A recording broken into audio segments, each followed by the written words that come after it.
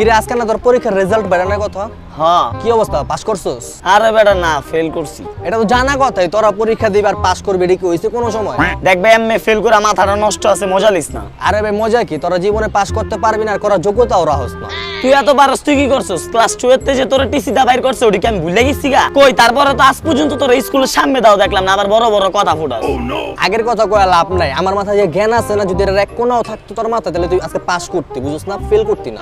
তুই এত সিরু না, পারলে তুই আমার একটা প্রশ্নের উত্তর দে। প্রশ্ন? কি প্রশ্ন কইরালা? তুই পারলে আমার এটা কও, বাংলার কাল কয় প্রকার? দূর বেটা, এত সহজ প্রশ্ন, আমরা যেটা কেজিতে পড়তাম না ওই টাইমে এইসব প্রশ্নের উত্তর দিতাম। তুই পারলে উত্তর দে।